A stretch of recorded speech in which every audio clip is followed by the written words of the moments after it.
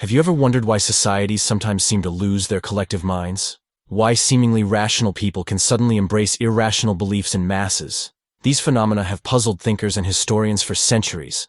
This dangerous social phenomenon is called mass psychosis. But before we discuss this, consider this quote from the renowned psychologist Gustave Le Bon. "The masses have never thirsted after truth.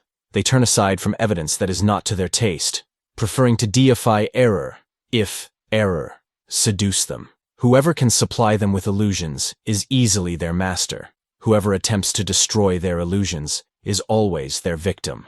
This sobering observation sets the stage for our exploration of how entire societies can descend into madness. You probably think that, surely, the greatest threats to civilization are natural disasters, diseases, or external conflicts. But what if I told you that, according to the famous psychologist Carl Jung, the greatest danger lies within our own minds? Jung argued that our inability to deal with the forces of our own psyche poses the most significant threat to our civilization. It's as if we're our own worst enemies, or as the Latin proverb puts it, man is wolf to man. Jung considered this a sad, yet eternal truism. But when does this wolf-like nature come to the forefront? Jung observed that it's most prominent during those dark periods of history, when mental illness becomes the norm rather than the exception in a society. He termed this disturbing phenomenon a psychic epidemic. In his work, The Symbolic Life, Jung writes, "Indeed, it is becoming ever more obvious that it is not famine, not earthquakes, not microbes, not cancer, but man himself who is man's greatest danger to man, for the simple reason that there is no adequate protection against psychic epidemics, which are infinitely more devastating than the worst of natural catastrophes." It's a chilling thought, isn't it? So, what exactly is a mass psychosis? Simply put, it's an epidemic of madness. It occurs when a large portion of society loses touch with reality and descends into delusions. Now, you might be tempted to dismiss this as mere fiction, but history provides us with all too real examples. Consider the witch hunts that swept through America and Europe in the 16th and 17th centuries. During this period, thousands of individuals, mostly women, were killed, not for any crimes they actually committed, but because they became scapegoats in societies gripped by collective madness. Frances Hill, in her book, A Delusion of Satan, writes that, in some Swiss villages, there were scarcely any women left alive after the frenzy had finally burned itself out. Or, think about the rise of totalitarianism in the 20th century. Millions of people embraced ideologies that, in hindsight, seem obviously destructive and delusional. Yet, at the time, entire nations fell under their spell. The results of a mass psychosis are nothing short of devastating. Jung studied this phenomenon extensively and observed that when a society succumbs to madness, its members become morally and spiritually inferior. They sink unconsciously to an inferior intellectual level, becoming more unreasonable, irresponsible, emotional, erratic, and unreliable. But perhaps most terrifying of all, Jung noted that crimes the individual alone could never stand are freely committed by the group. This explains how ordinarily moral people can participate in atrocities during times of mass psychosis. What makes this phenomenon even more insidious is that those caught in its grip are often unaware of what's happening. Just as an individual experiencing psychosis can't step outside their own mind to recognize their delusions, there's no Archimedean point from which those living through a mass psychosis can observe their collective madness. So, what causes a mass psychosis? To answer this, we need to first understand what drives an individual to madness. While there are many potential triggers, such as drug abuse, brain injuries, or other physical ailments, we are particularly interested in psychological, or psychogenic, causes. These are the most common culprits behind mass psychosis. The most prevalent psychogenic cause of psychosis is a flood of negative emotions, particularly fear or anxiety, that drives an individual into a state of panic. Now, imagine this panic spreading through a population like a contagious disease. That's the starting point of a mass psychosis. When in a state of panic, it's natural to seek relief. It's mentally and physically exhausting to remain in such a hyper-emotional state. While there are healthy ways to cope with panic, such as facing and overcoming the fear-inducing threat, another escape route is a psychotic break.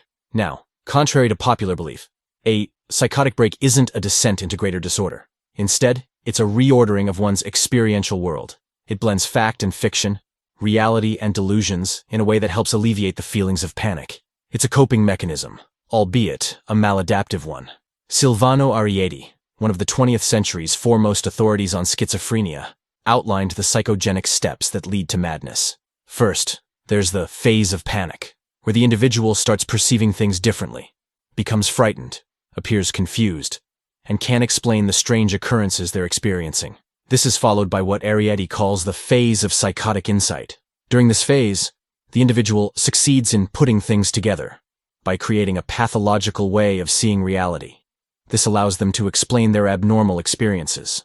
Arrietty calls it insight because the patient finally sees meaning in their experiences, but it's psychotic because it's based on delusions rather than a realistic understanding of the situation.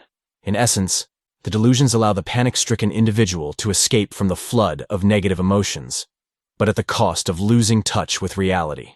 As Arrietty puts it, a psychotic break can be viewed as an abnormal way of dealing with an extreme state of anxiety.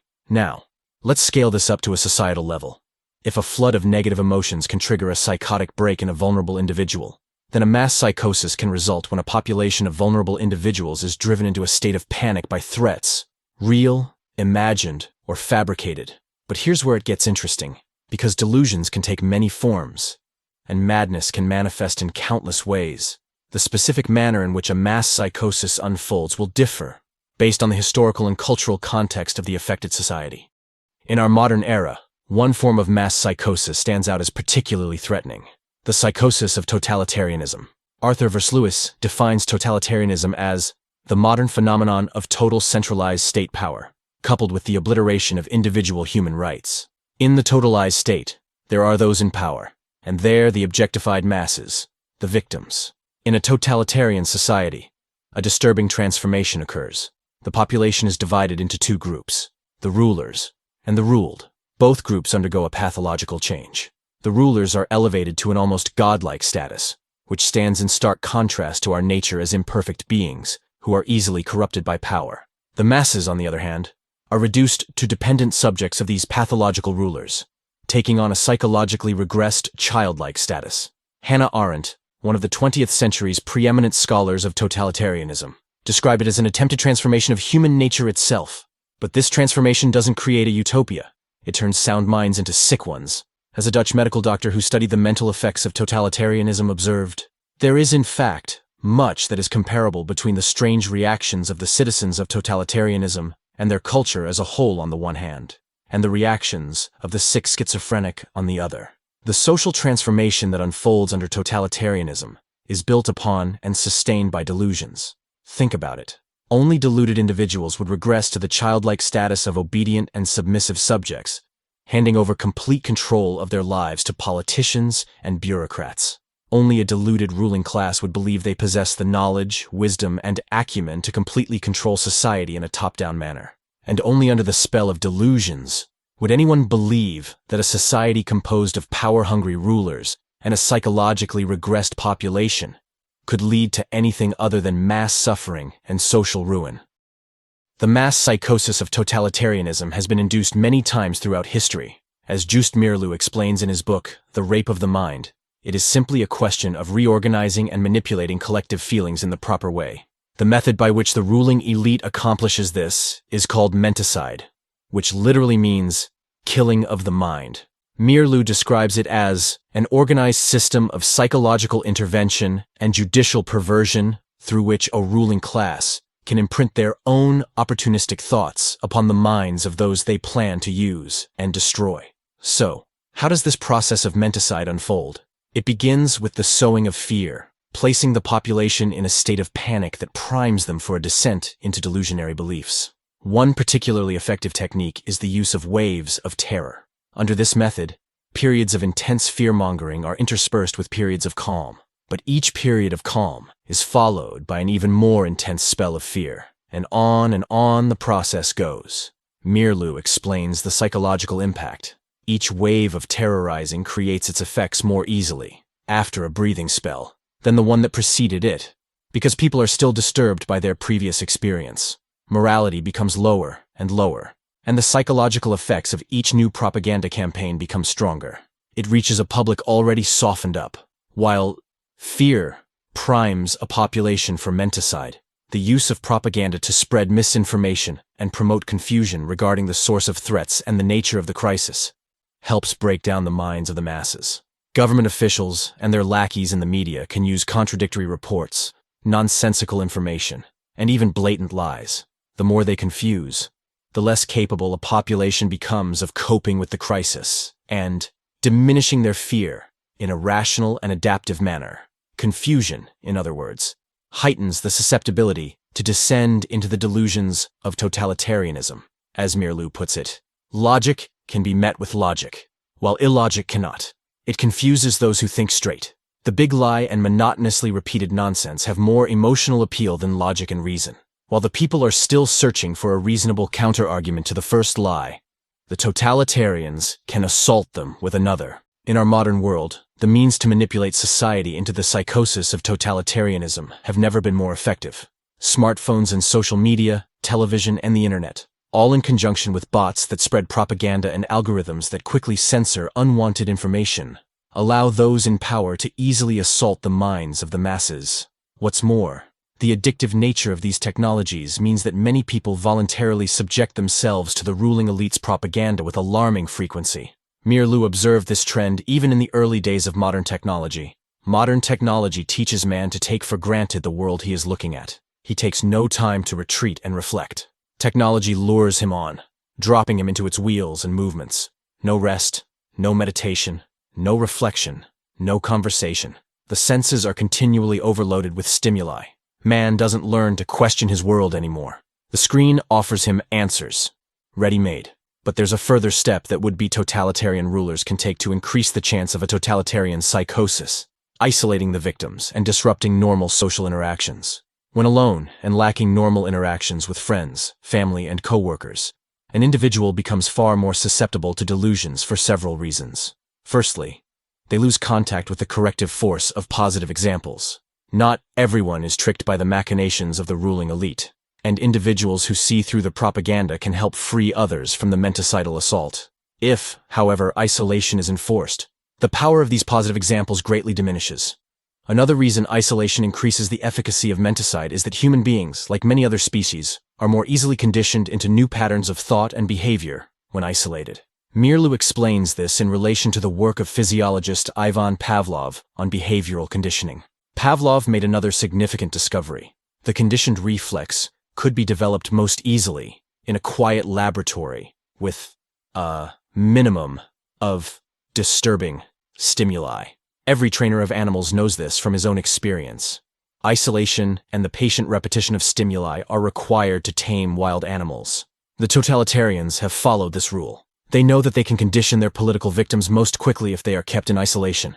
Alone, confused, and battered by waves of terror, a population under an attack of menticide descends into a hopeless and vulnerable state. The never-ending stream of propaganda turns minds once capable of rational thought into playhouses of irrational forces. With chaos swirling around them and within them, the masses crave a return to a more ordered world. This is when the would-be totalitarians can take the decisive step.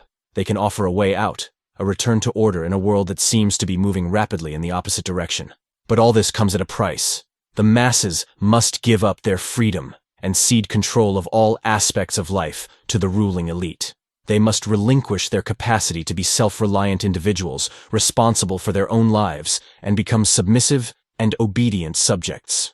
In other words, the masses must descend into the delusions of the totalitarian psychosis. Mirlu describes this descent vividly. The totalitarian systems of the 20th century represent a kind of collective psychosis. Whether gradually or suddenly, reason and common human decency are no longer possible in such a system. There is only a pervasive atmosphere of terror and a projection of the enemy, imagined to be in our midst. Thus, society turns on itself, urged on by the ruling authorities. But the order promised by a totalitarian world is a pathological order, by enforcing strict conformity and requiring blind obedience from the citizenry. Totalitarianism rides the world of the spontaneity that produces many of life's joys and the creativity that drives society forward. The total control of this form of rule, no matter under what name it is branded, be it rule by scientists and doctors, politicians and bureaucrats, or a dictator, breeds stagnation, destruction, and death on a mass scale. So perhaps the most important question facing our world is, how can totalitarianism be prevented? And if a society has been induced into the early stages of this mass psychosis, can the effects be reversed? While one can never be sure of the prognosis of collective madness, there are steps that can be taken to help effect a cure. This task, however, necessitates many different approaches from many different people. Just as the menticidal attack is multi-pronged, so must be the counterattack. According to Carl Jung, for those of us who wish to help return sanity to an insane world, the first step is to bring order to our own minds and to live in a way that provides inspiration for others to follow. It is not for nothing that our age cries out for the Redeemer personality, for the one who can emancipate himself from the grip of the collective psychosis and save at least his own soul, who lights a beacon of hope for others, proclaiming that here is at least one man who has succeeded in extricating himself from the fatal identity with the group psyche. But assuming one is living in a manner free of the grip of the psychosis, there are further steps that can be taken. Firstly, information that counters the propaganda should be spread as far and as wide as possible. The truth is more powerful than the fiction and falsities peddled by would-be totalitarian rulers. So, their success is in part contingent on their ability to censor the free flow of information. Another tactic is to use humor and ridicule to delegitimize the ruling elite. As Mirlu explains, we must learn to treat the demagogue and aspirant dictators in our midst with the weapon of ridicule. The demagogue himself is almost incapable of humor of any sort, and if we treat him with humor, he will begin to collapse. A tactic recommended by Václav Havel, a political dissident under Soviet communist rule who later became president of Czechoslovakia, is the construction of what are called parallel structures. A parallel structure is any form of organization, business, institution, technology, or creative pursuit that exists physically within a totalitarian society, yet morally outside of it. In communist Czechoslovakia, Havel noted that these parallel structures were more effective at combating totalitarianism than political action. Furthermore, when enough parallel structures are created, a second culture or parallel society spontaneously forms and functions as an enclave of freedom and sanity within a totalitarian world. Havel explains, in his book, The Power of the Powerless, what else are parallel structures than an area where a different life can be lived, a life that is in harmony with its own aims and which in turn structures itself in harmony with those aims. What else are those initial attempts at social self-organization than the efforts of a certain part of society to rid itself of the self-sustaining aspects of totalitarianism, and thus to extricate itself radically from its involvement in the totalitarian system? But above all else, what is required to prevent a full descent into the madness of totalitarianism is action by as many people as possible. Just as the ruling elite do not sit around passively but instead take deliberate steps to increase their power, so too must an active and concerted effort be made to move the world back in the direction of freedom. This can be an immense challenge in a world falling prey to the delusions of totalitarianism. But as Thomas Paine noted during another dark period of history, tyranny, like hell, is not easily conquered. Yet we have this consolation with us, that the harder the conflict, the more glorious the triumph. It's important to remember that the battle against totalitarianism is not just a physical or political one, but a psychological one. The ruling elite understand this, which is why they focus so heavily on controlling the narrative and manipulating emotions. To combat this, we must become aware of our own psychological vulnerabilities and work to strengthen our minds against manipulation. One way to do this is through education. Not just formal education, but self-education. We must cultivate critical thinking skills, learn to question authority, and develop the ability to recognize propaganda and manipulation when we see it. This includes understanding logical fallacies, being able to fact-check information, and maintaining a healthy skepticism without falling into paranoia. Another crucial aspect is maintaining our humanity and connections with others. Totalitarian systems thrive on dehumanization and isolation. By fostering genuine human connections, practicing empathy, and refusing to see others as mere abstractions or enemies, we resist the totalitarian mindset. We must also be vigilant about protecting our privacy and personal autonomy. As technology advances, it becomes easier for those in power to monitor and control the population. By being conscious of our digital footprint, supporting privacy-protecting technologies, and resisting the urge to trade privacy for convenience, we can make it harder for would-be totalitarians to exert control. It's also crucial to support and protect free speech and freedom of the press. These are often the first casualties in a totalitarian takeover. Even if we disagree with what's being said, Defending the right to say it is crucial for maintaining a free society. This includes supporting independent journalism and alternative media outlets that challenge the official narrative.